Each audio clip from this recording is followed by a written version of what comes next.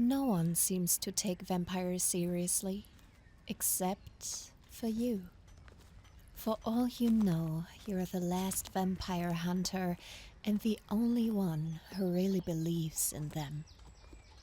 So, when you're contacted about a possible lead on a vampire's whereabouts, you rush to meet your contact immediately, who just happens to be in a suspiciously remote location.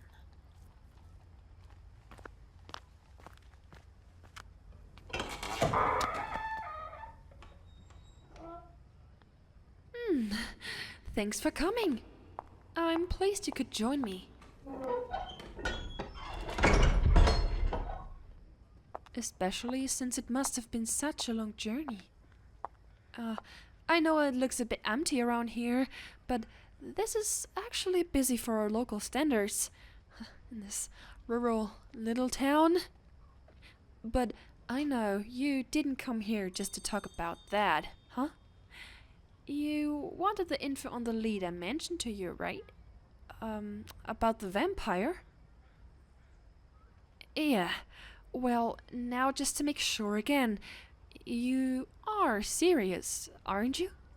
I mean, when I first caught wind of you, that you were some self-proclaimed vampire hunter, it was hard to take at face value.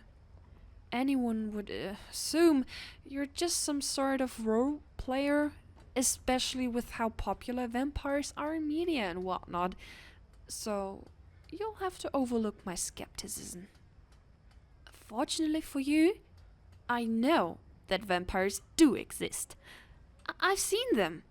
That's why I was able to take you seriously. Well, somewhat seriously. The thing is, vampires are very powerful.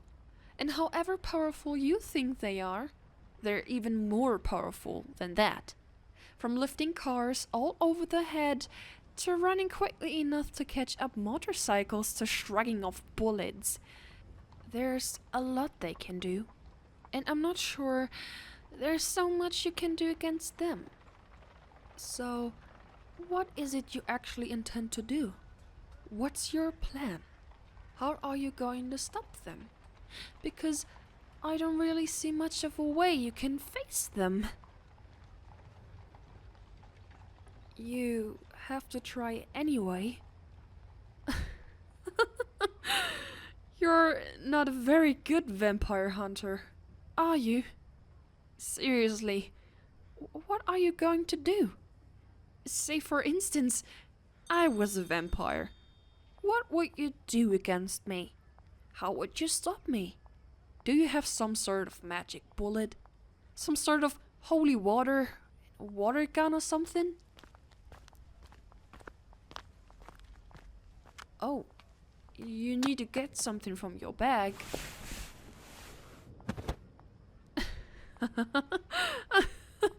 Okay, that's it.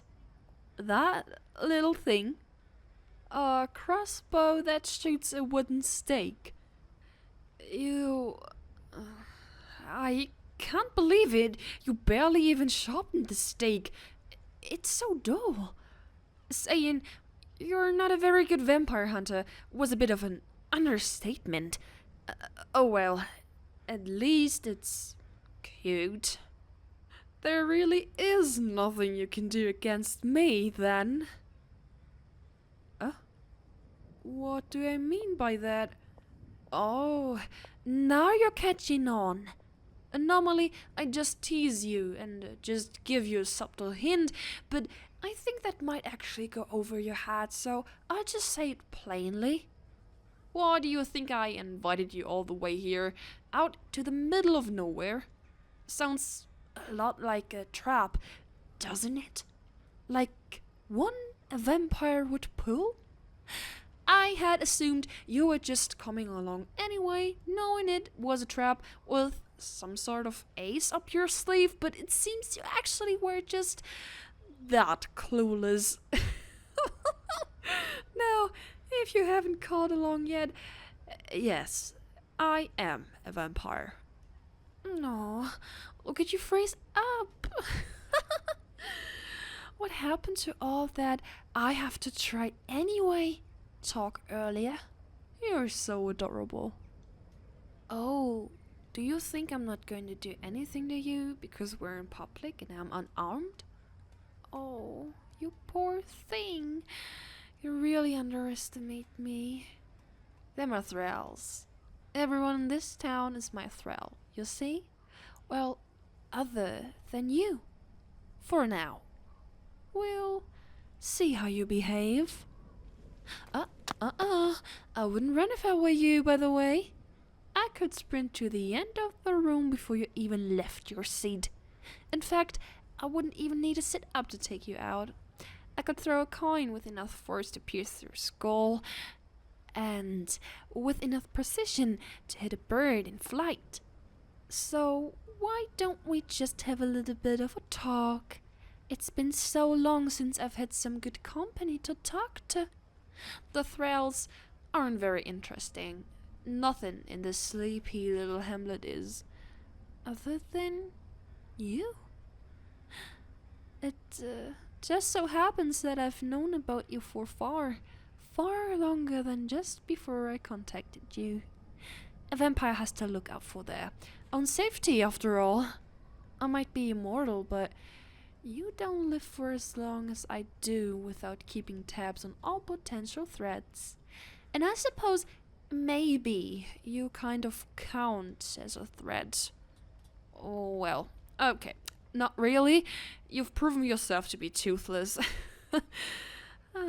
It's actually quite charming. It's so nostalgic. There aren't even any vampire hunters these days. No one believes in us anymore, much to their detriment. I think you might be the only one. You're intriguing. I haven't had any real entertainment in decades. Fighting vampire hunters was the only real spice in my life, but they're all gone now. Except for you. You remind me of the time my life actually had some thrill in it. And true, you're not a particularly skilled vampire hunter. Once again, that's an understatement, but that's actually quite fitting. It adds to the nostalgia. The other hunters weren't especially competent either. They kept on getting scammed by conmen selling fake holy water.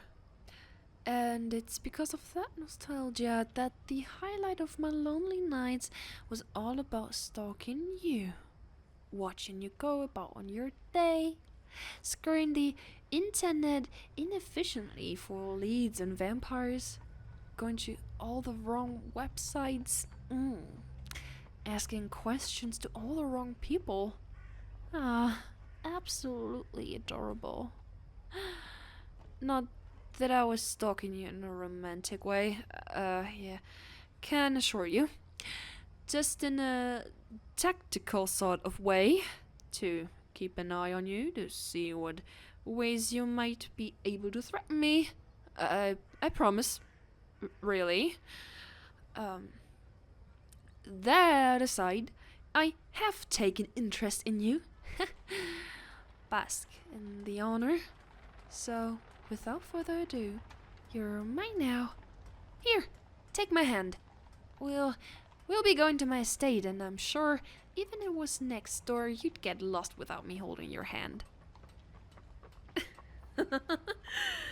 You're honestly pointing that little toy at me. You know it's not going to do anything, right? I could shrug off getting hit by a truck. Your dull little stick isn't going to be very good at penetrating me.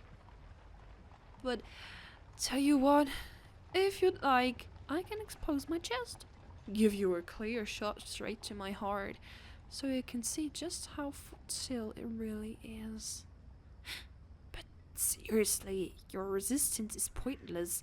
You're in front of a fucking vampire in town consisting exclusively of their thralls.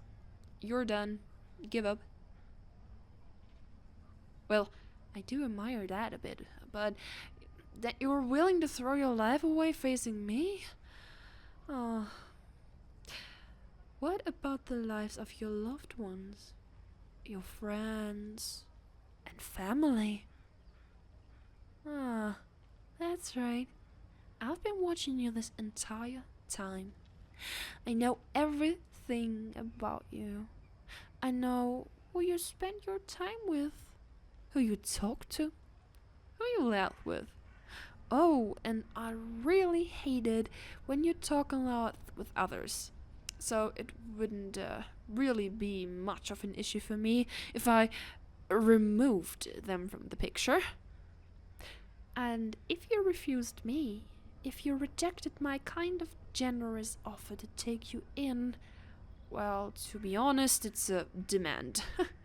But if you rejected me, I wonder just how far my retaliation would range. That's what I like to see. The sight of you putting your hands up in surrender. It makes me want to bite down on your neck right now. I think I have to restrain myself, though. Right now, I am eager enough to crush it. I wouldn't want you dying on me. You're going to give me so much entertainment after all. You're the only interesting thing in my life. It would be a shame if yours were cut short. Which reminds me, if your pitiful short human lifespan might be a bit of an issue. Suppose I'll have to turn you. Maybe. If you behave enough, I'll consider it. In fact, if you behave enough, I might even let you see your loved ones. I could keep them here as my thralls. But enough of that. We should head home. I know it's just about time for you to watch your favorite show, and I will give you the privilege of watching it with me.